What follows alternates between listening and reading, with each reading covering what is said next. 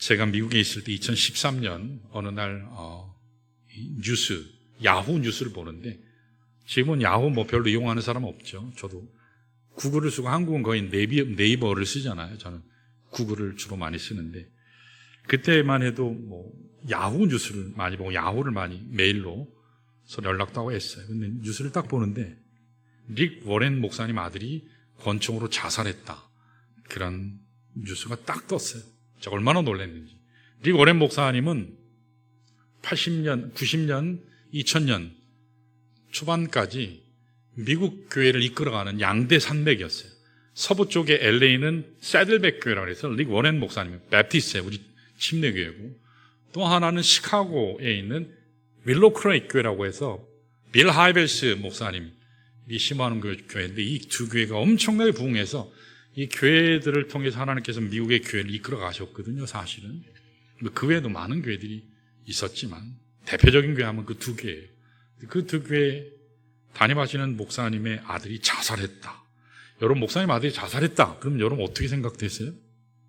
도대체 아빠가 어떻게 목회를 했길래 그런 얘기가 당장 튀어나오지 않을까요? 도대체 아들은 어떻게, 애는 어떻게 키워서 애가 자살하지? 근데 제가 그때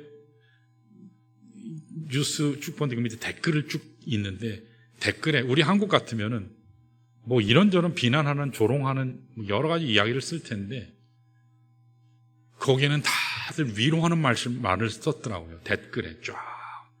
그래서 제가 그것도 충격이었어요. 미국 사람들은 참 신사다. 지금은 모르겠어요. 이게 13년 전 얘기예요. 사모님이 얼마나 힘들었을까요? 27에 아들이 권총으로 자살을 했어요. 여러분들도 지금 아들들 있잖아요. 그렇죠? 아들들 있지. 특별히 독생자 있는 분들은 더 그렇죠? 독생자, 저희 독생자, 여기 독생자. 독생자가 죽었다. 그것도 권총으로 자살했다. 나 하나님 잘 섬기고 있는데. 그래서 여러분 어떻게 생각되세요? 주위 사람들이 뭐라고 얘기할까요? 이 사모님이 너무너무 힘들었어요. 목사님은 충격을 받아서 4개월 동안 설교를 못했어요. 설교되면 정상이 아니죠. 만약에 제가 그러면 저는 아마, 저도 아들 하나잖아요. 그 목회를 이거 해야 되는 하나님이 뭔 뜻인가, 굉장한 좌절이 될 것 같아요. 사모님은 너무너무 힘들었어요. 4년 동안 너무너무 고통 가운데 살았어요. 그런데 제 배프티스트는 이제 펠로십이라 해서 교단 총회가 저희는 펠로십 친교회라 그래요. 지방에.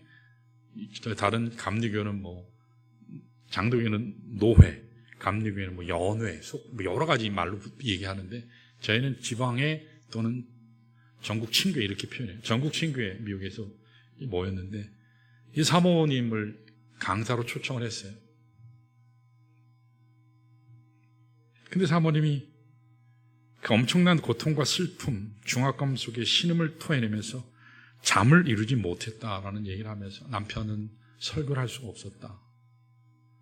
너무너무 충격이고 아픔이고 슬픔이고 좌절이고, 내가 살아야 할 이유가 있을까? 난 여러 가지 아픔 가운데 살다가 이 사모님이 그럼에도 불구하고 이 고통의 절망의 밤을 이겨낼 수 있었던 유일한 이유가 하나였다고 얘기를 했어요. 인생의 밤에 찾아와 주신, 인생의 밤에 가장 절망해 하는 그 순간에, 고난의 그 순간의 밤에 자신에게 찾아와 주신 주님 때문에 자기가 살 수 있었다고 그렇게 고백을 합니다. 그런데 수많은 목사님들, 사모님들 앞에 있는데 그 앞에 눈물을 흘리면서, 이 K. 워렌 사모님이에요. K. 워렌 사모님이 이렇게 고백을 했어요. 주님께서 다가오셔서 괜찮다, 딸아 괜찮아 라고 말씀하실 때까지 나는 깨어진 마음으로 살아야 했습니다. 무너진 마음으로 살아야 했습니다. 그런데 하나님께서 그 밤에 말씀하셨습니다. 너의 눈에 눈물을 가득 담고 살아가든, 너의 얼굴에 웃음을 가득 담고 살아가든, 한 가지를 잊지 마라. 나는 항상 너의 하나님이라는 사실, 믿기만 하면 너의 인생의 절망의 이 밤을 통과해 갈 수 있다. 그 말씀을 듣는 순간 다시 일어설 수 있었다고 고백을 했습니다. 여러분, 사실 우리 인생에 주어진 고통의 밤 참 힘들어요. 절망의 밤. 저도 절망의 밤이 있고 여러분들에게도 절망의 밤이 있을 거예요. 그러나 고통의 밤 그 자체는 진짜 문제가 아니에요. 그 밤에 누가 함께 하느냐, 이것이 사실 중요합니다. 여러분, 밤을 통과할 때 함께 갈 동행자가 있으세요? 이 어둡고 캄캄한 인생길을 걸어가면서 혼자 걷고 계시지는 않으세요? 우리 모두에게는 밤을 함께할, 같이 함께할 하나님이 필요합니다. 오늘 이 시간 여러분, 하나님이 임재하셔서 여러분이 걸어가는 그 인생의 밤에 하나님이 일하셔서 놀랍게 축복하시는 하나님을 경험하시기를 간절히 축원합니다.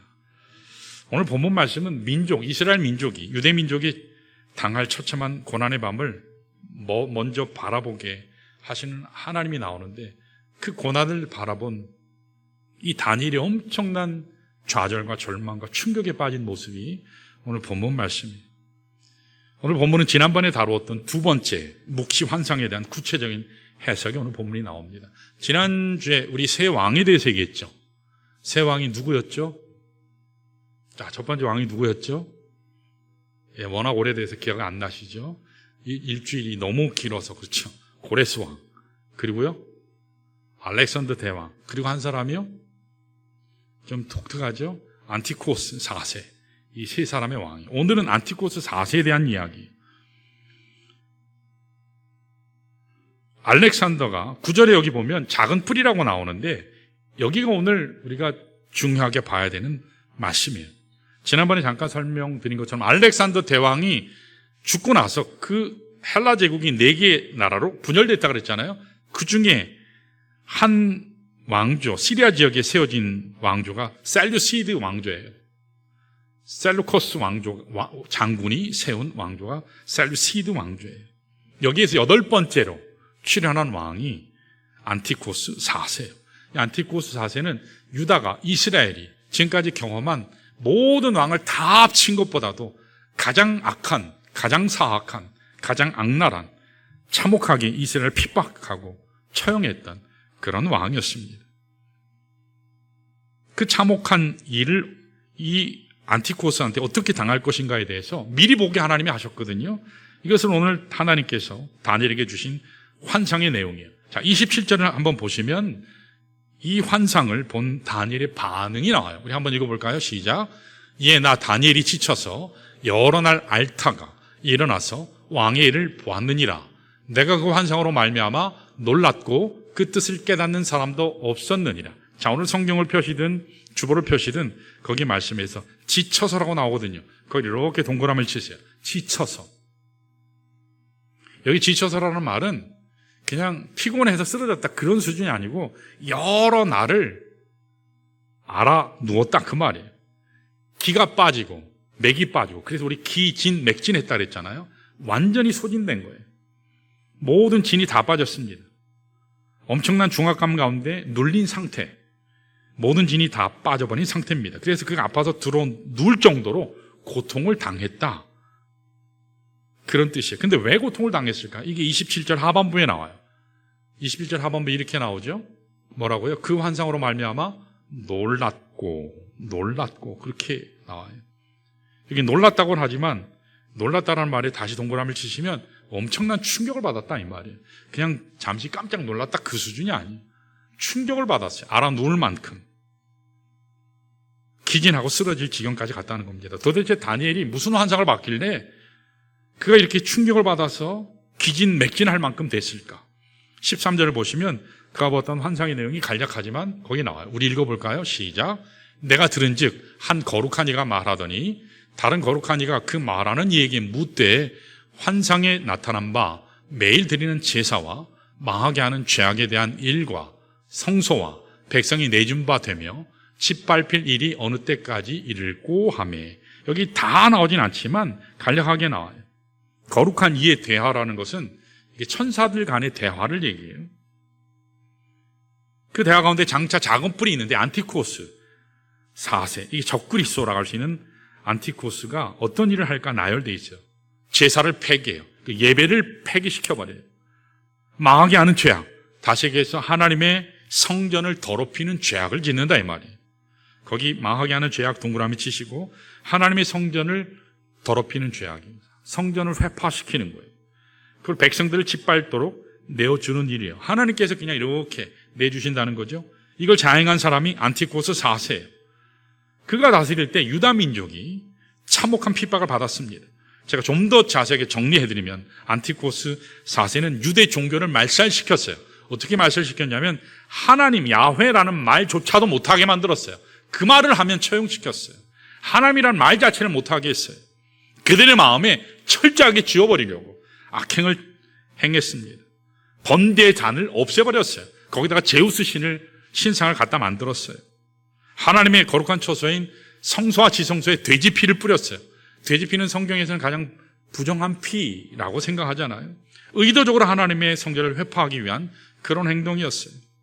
여러분, 성전이라고 하는 것은 이스라엘 백성이 모이는 그들의 삶의 센터예요. 영성의 센터, 중심입니다. 그러니까 성전을 회파시킨다는 것은 그들의 영성을 완전히 무력화시키겠다는 그런 거거든요. 이런 면에서 오늘도 예배가 얼마나 중요한지 몰라요. 여러분 습관적으로 그냥 오셔서 예배 드린다 하지만 예배가 여러분의 영성을 지키는 거예요.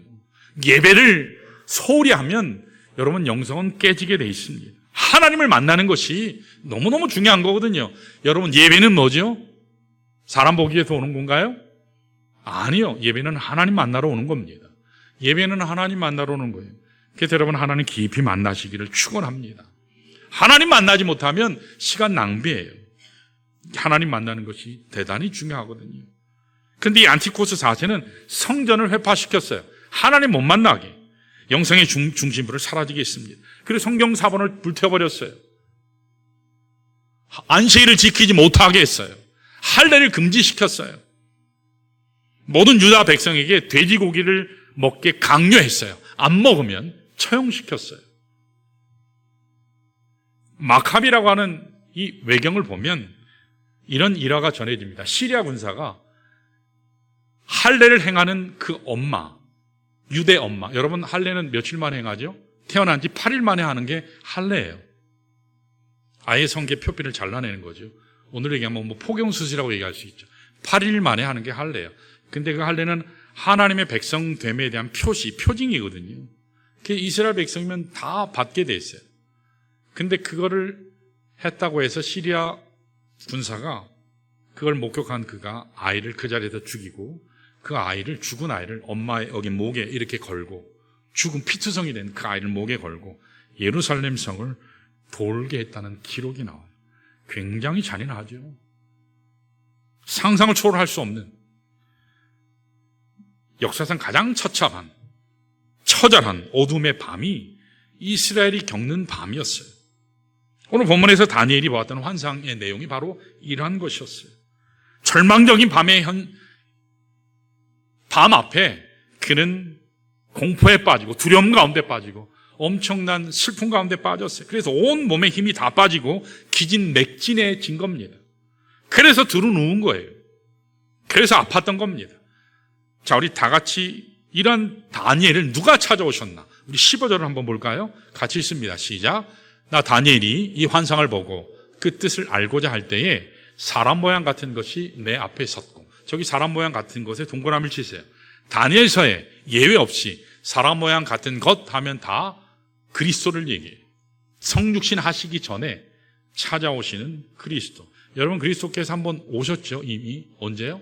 사드락과 메삭 아벳느고가 풀무불에 들어갔을 때 들어가긴 셋인데 누가 들어갔다고요? 신의 아들과 같은 존재가 들어갔다. 그분이 바로 그리스도시죠. 성육신 하시기 전 그리스도를 그렇게 묘사했어요. 오늘 본문의 말씀 속에서 끔찍할 정대 어두운 밤의 현실 앞에 있는 다니엘, 그를 바로 이분이 그리스도께서 찾아가신 겁니다. 존 캘빈은 여기서 대단히 중요한 이야기를 했어요. 여기에 기독교 신앙의 핵심이 있다. 여러분 우리 기독교 신앙은 다른 신을 섬기는 종교하고 다르죠. 하나님이 인간을 찾아오시는 거예요. 다른 시는 인간이 하나님을 찾아가는 거거든요. 우리가 찾아가는 게 아니에요.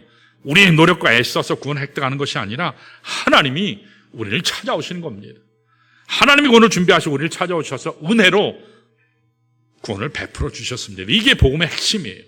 이게 기독교 신앙의 핵심이라고 부를 수 있죠. 특별히 오늘 본문은 민족적 고난을 바라보면서 큰 고통과 아픔에 눌려 신음하는 다니엘을 보고 누가 찾아오셨다고요? 하나님이 친히 찾아오신 거예요. 그래서 위로하십니다. 다시 세워주는 장면을 보는 거예요. 여기 우리의 소망이 있습니다. 여기 우리의 소망이 있어요. 나의 고난의 깊은 밤에 찾아와 주시는 그 하나님, 그 하나님을 여러분 고대하시길 축원합니다. 자, 그래서 여기 오늘 본문 말씀을 통해서 이 절망의 밤을 만난 여러분과 저에게 하나님께서 방문하시게 되면 무슨 일을 우리에게 행하실까? 더 쉽게 표현하면 그 주님이 오시면 어떻게 절망의 밤을 다루어 주실까? 주님은 우리의 절망의 밤을 어떻게 다루실까? 이 사실에 대해서 오늘 본문을 통해서 은혜를 좀 나누겠습니다. 자, 세 가지예요. 따라해 볼까요? 세 가지예요. 자, 말씀하신다. 말씀을 통해서 다스리세요. 우리의 고난의 밤을 다스리세요. 말씀으로. 두 번째는 따라할까요? 만지심으로 다스리신다. 터치하시는 거예요. 터치요. 영어 단어에서 어떤 감정적인 것의 최고의 표현을 할 때는 터치한다라는 말을 해요. 터치가 돼야 되거든요, 사람이. 무브 할 때도 감동된다 하지만 그보다 더 센 표현이 터치하다라는 말이에요. 터치라는 말 아시죠? 이렇게 툭 건드리는 거예요. 이렇게 툭 건드리는. 그 여러분 마사지 받으시지 않아요? 터치요. 그래서 실망하고 좌절한 사람이 이렇게 툭툭 괜찮아. 괜찮아 못 터치요? 울음이 툭 터지고. 엄마 아빠 괜찮아. 그러면 이렇게 안기고. 그러면서 거기서 위로받는 그런 거 아닙니까? 터치하심으로.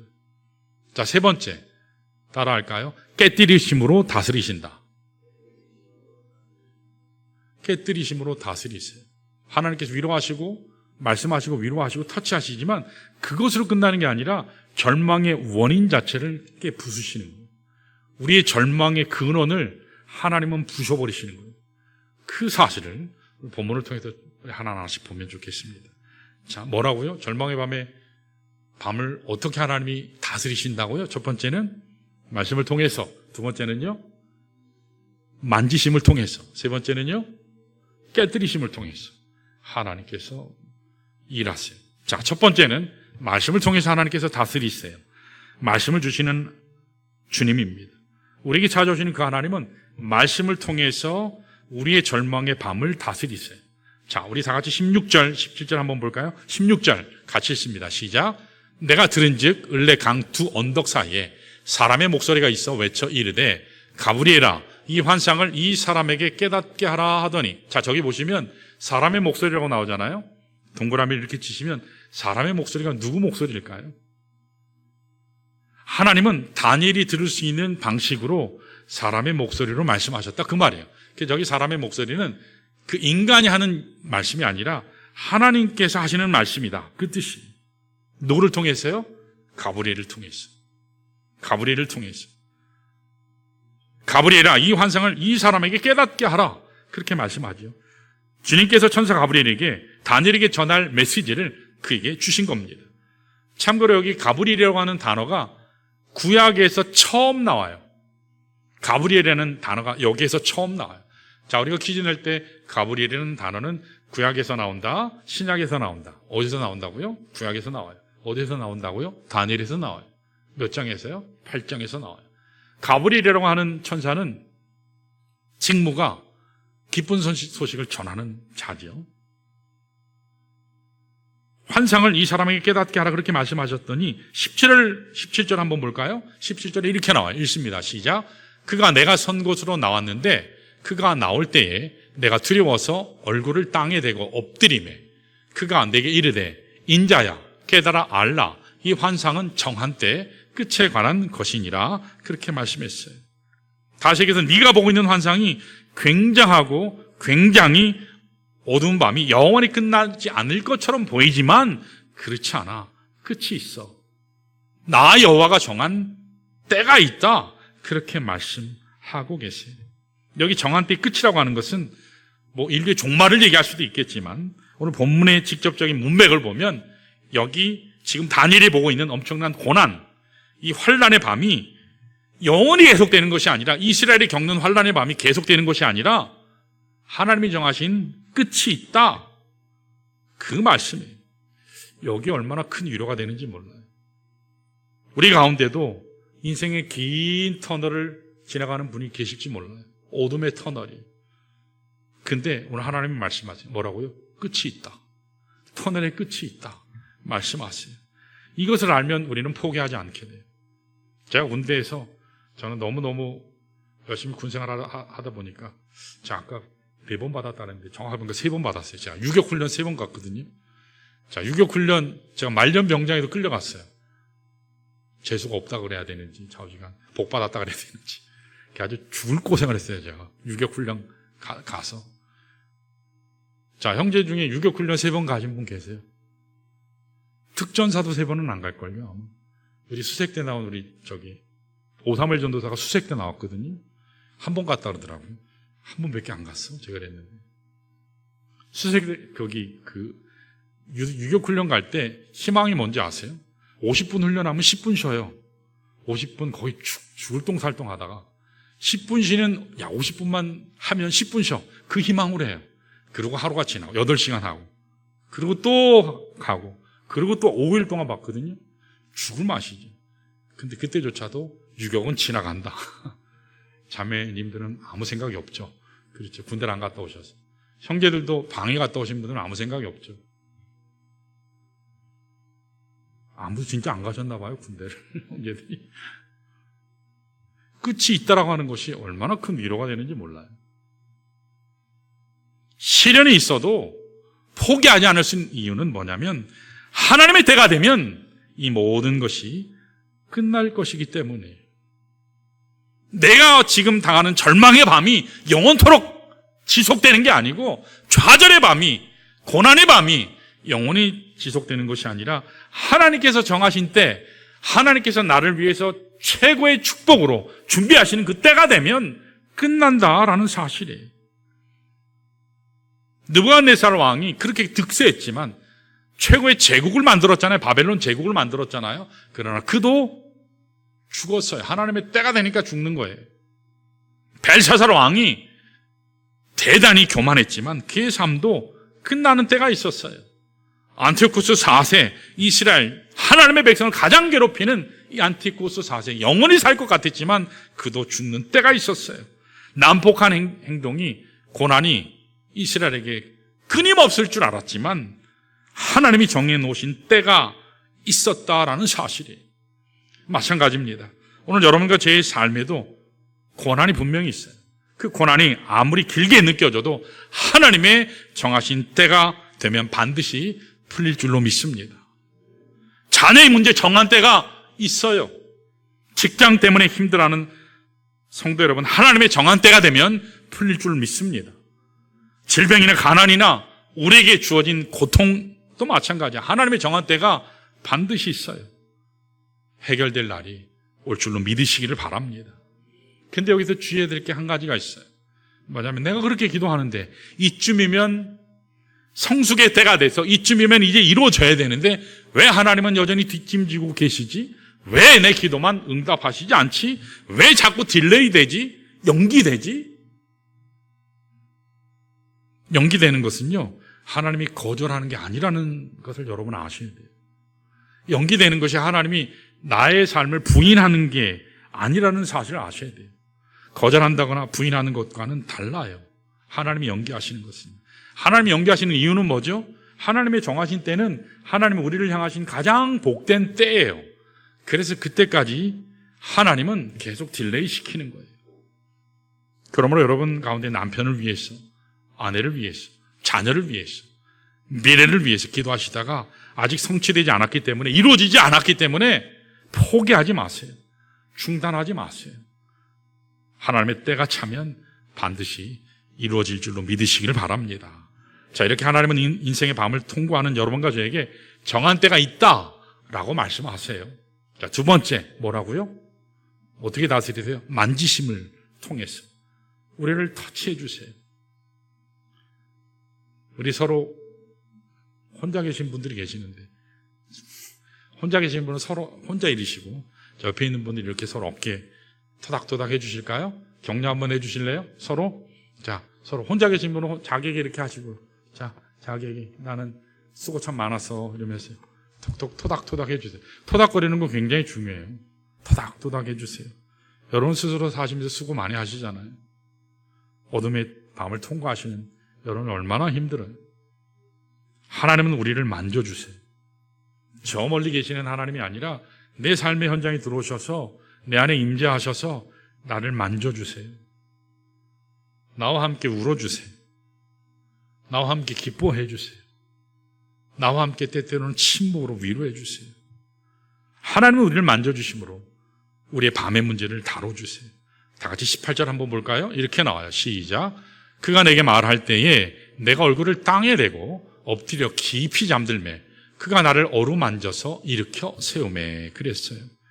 여기 보면 어떤 주석가는 이렇게 땅에 엎드리고 땅에 대고 엎드렸다 하니까 천사 가브리엘 앞에 경외감 때문에 그랬다라고 해석하는 분도 있지만, 여러분 천사 가브리엘은 하나님이 아니잖아요.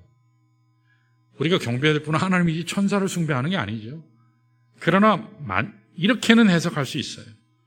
가브리엘 그 자체보다도 가브리엘을 통해서 전달하시는 그 메시지가 하나님의 말씀이기 때문에 말씀을 전하는 그가 귀한 거죠. 그래서 그 앞에 무릎 꿇었다라고 해석하면 그건 맞아요.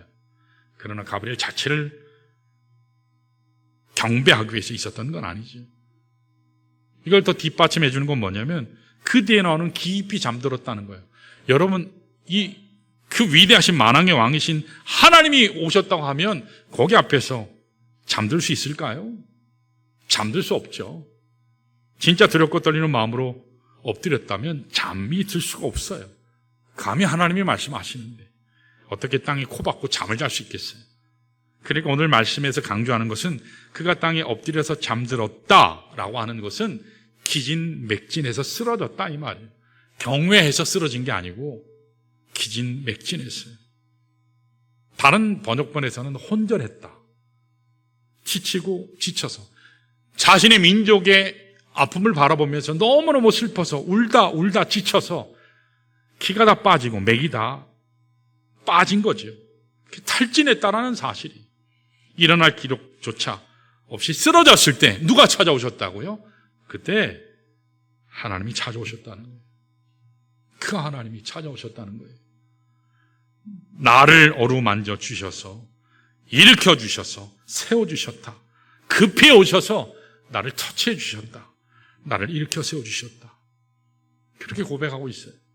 이것이 고난의 밤, 절망의 밤을 통과하는 우리에게 하나님이 찾아오셔서 행해 주시는 기가 막힌 일이에요.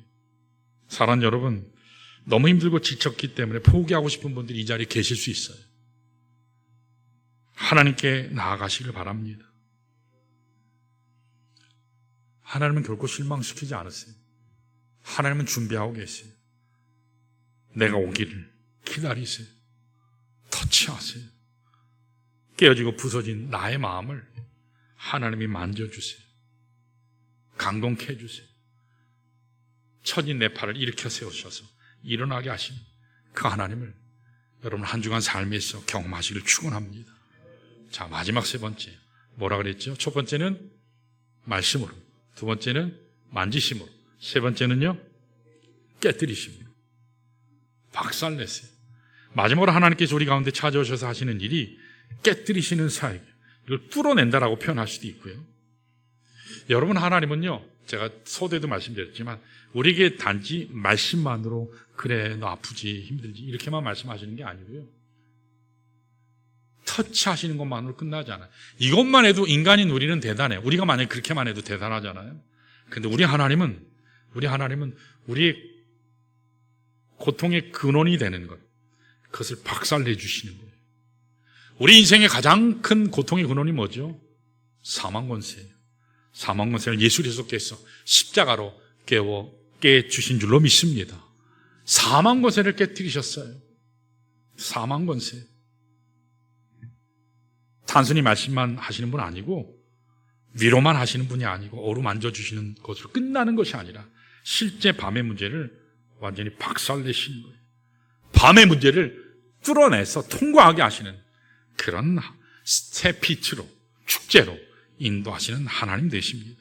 오늘 본문에 묘사된 하나님이 바로 이 하나님이에요. 자, 25절을 보시면 그렇게 잔혹했던 안티코스 4세가, 안티코스 4세는 적그리스도를 예표하거든요. 작은 뿔. 25절에 그의 마지막 운명이 이렇게 기록되어 있어요. 읽어볼까요? 시작.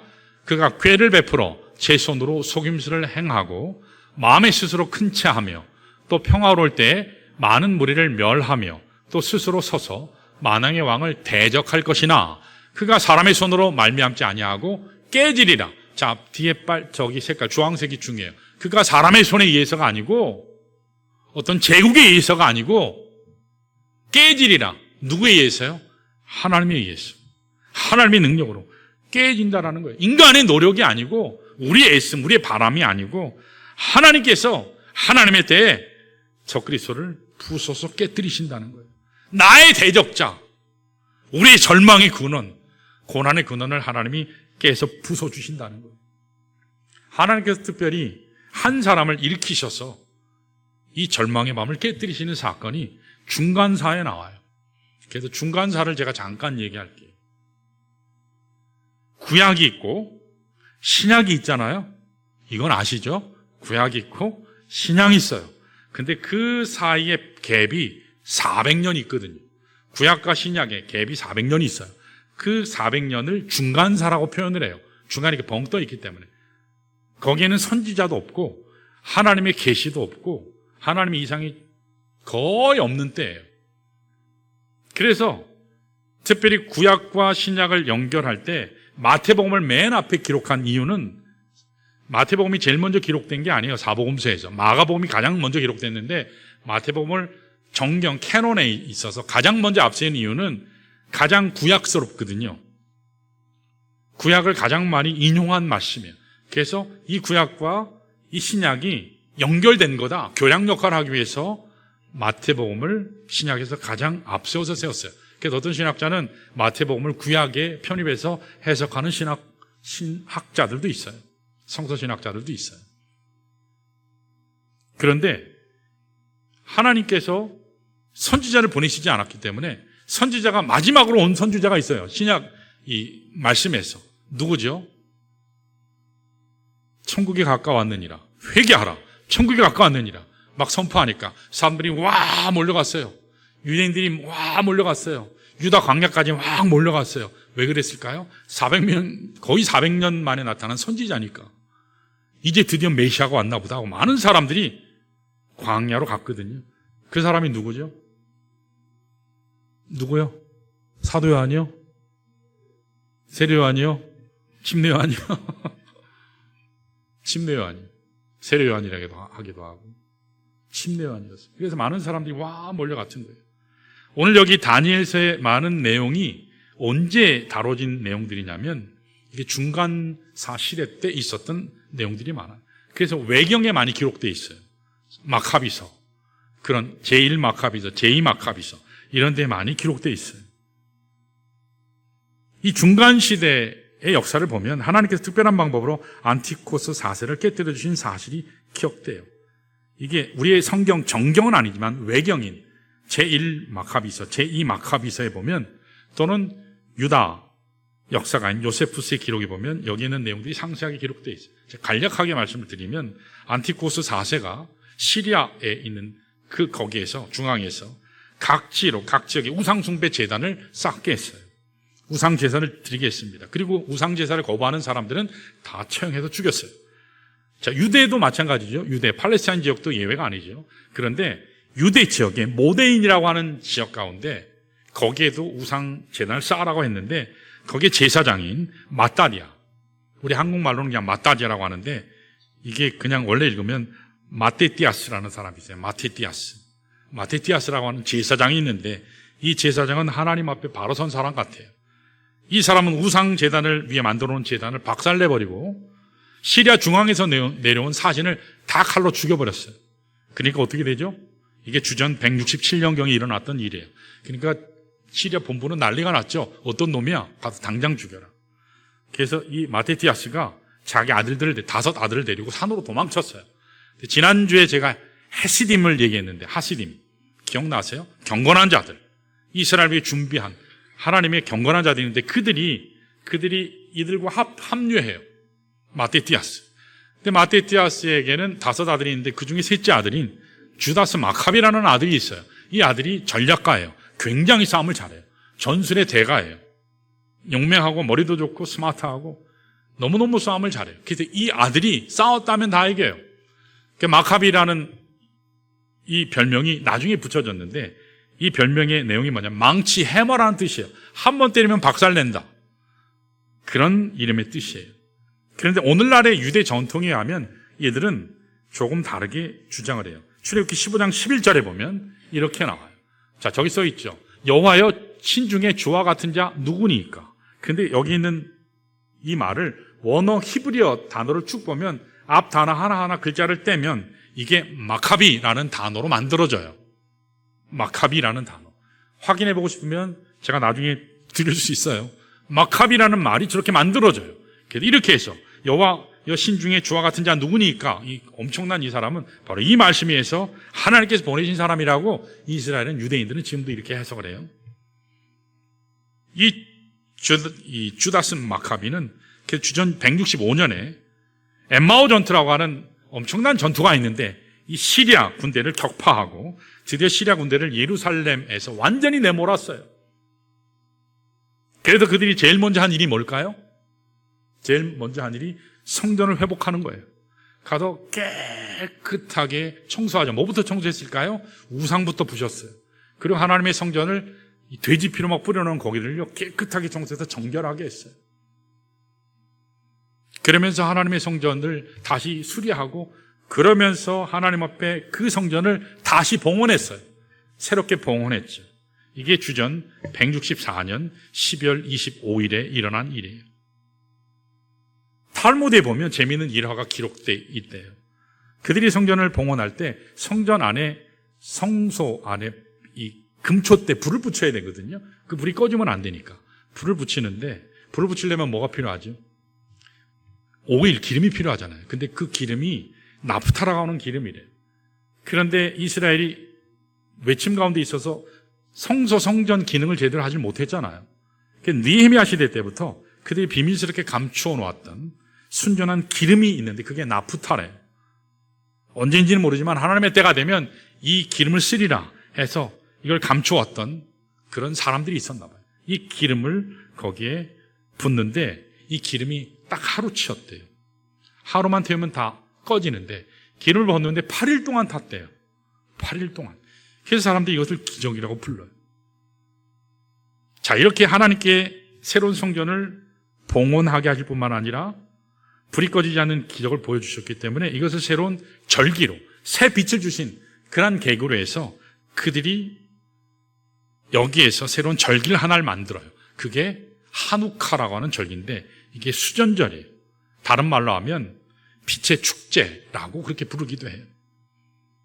왜냐하면 그 성전 안에 8개의 초가 있는데 초에 불을 붙였기 때문이고, 이 절기가 시작되면 하루에 1개씩 8일 동안 붙인다는 거예요. 이게 지금도 이스라엘은 행하고 있는 절기예요. 자, 그런데 중간사를 보면 아까 마카비, 에마오 전투에서 마카비가 군대를 다 몰아냈다 그랬잖아요. 시리아 군대를요. 근데 이 소식을 누가 들었을까요? 안티코스 4세가 바벨론 신전, 특별히 이 페르시아 신전을 약탈하러 갔다가 실패하고 돌아왔는데, 바벨론으로 돌아왔을 때 메카비가 반란에 성공했다는 성공 사실을 듣고 충격을 받아가지고 쓰러졌어요. 쓰러지고 나서 그러고 죽어버렸어요. 이게 제2 메카비서 9장에 나와요. 벌레가 창자를 먹어 비참하게 죽어갔다. 기록이 되어 있습니다.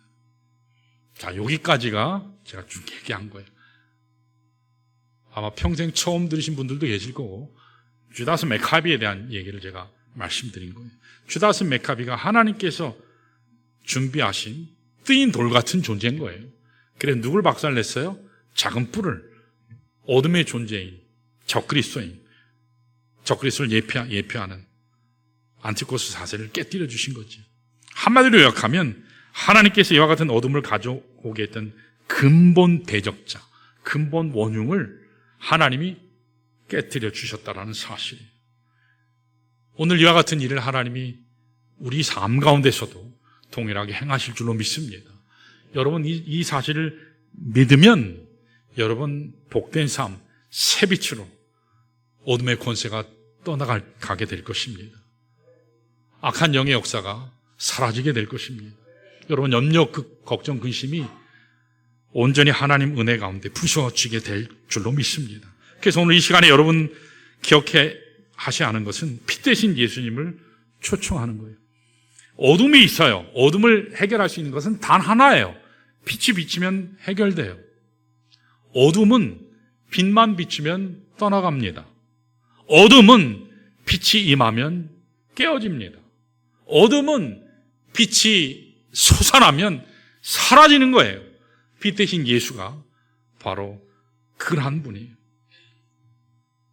여러분 마음에 있는 어둠을 그 예수가 쫓아내고 우울한 마음을 쫓아내시고 상처를 쫓아내고 내 마음이 밝고 깨끗하게 성전되게 하시는 그 예수님을 이 시간 여러분 초청하시길 바랍니다.